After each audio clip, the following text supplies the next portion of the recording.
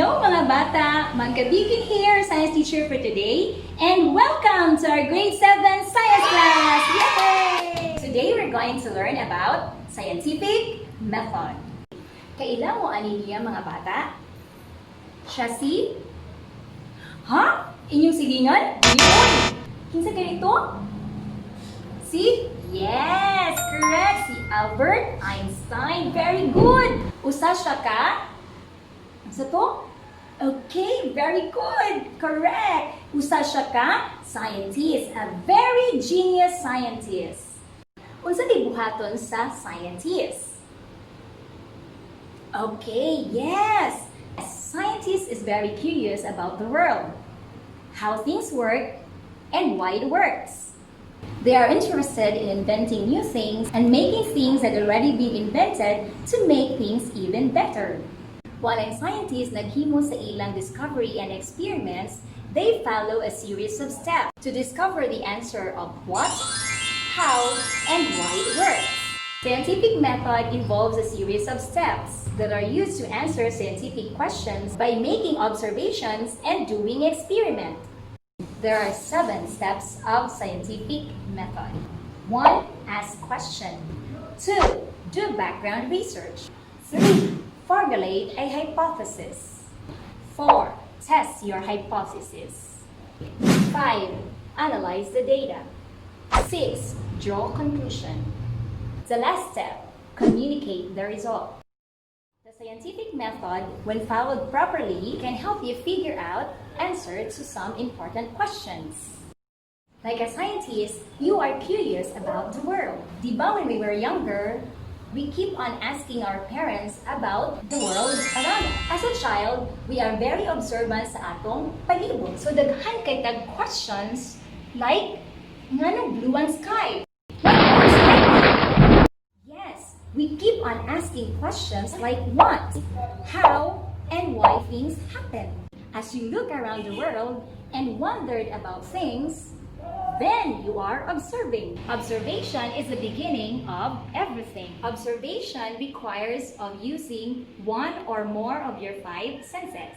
What are our 5 senses? Can you name them? Yes, correct. We have hearing, seeing, smelling, touching, and tasting. The first step of scientific method is ask questions. Develop a question or problem that can be solved through experimentation. Ang question nga atong na-form is nagbase sa unsay atong naobserbahan.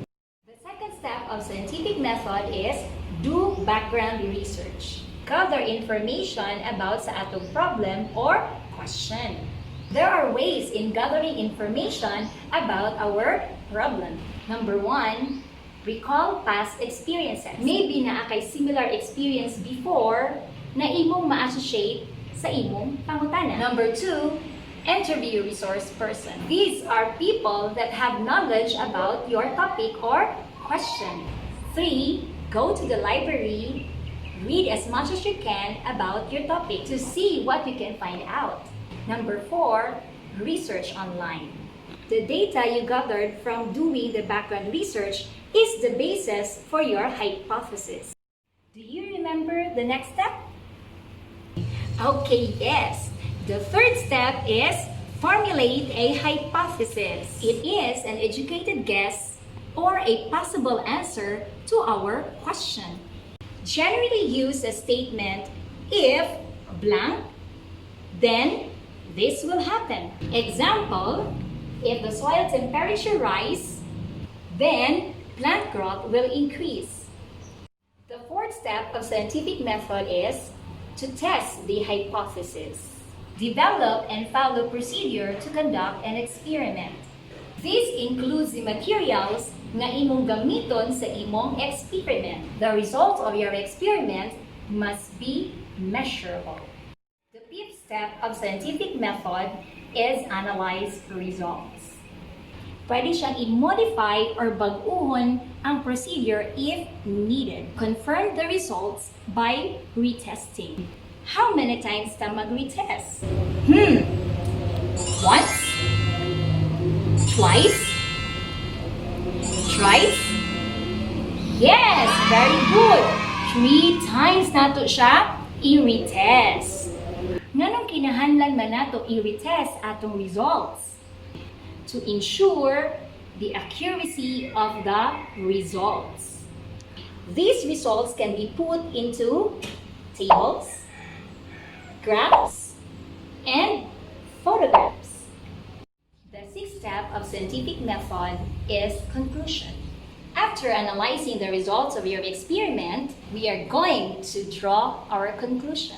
Include a statement that accepts or rejects our hypothesis. If your hypothesis is true, meaning the results support or agree with your hypothesis, then you are ready to do the final step. But if your conclusion do not support or agree with your hypothesis is false. But it's okay. It doesn't mean that it is a bad experiment. Maybe there's something wrong with your hypothesis. You need to rethink and revise your hypothesis and try again. Then you are ready to do the final step. Now, the final step of scientific method is communicate the results. Scientists share the results of their experiment or study. They do not keep it to themselves. Thanks to the scientific method, many important discoveries have been made about our world. But many unanswered questions remain. Would you like to help and answer them? Yes, you can! Just remember to be scientific. Paalam mga bata! Stay safe, stay at home, and always wash your hands.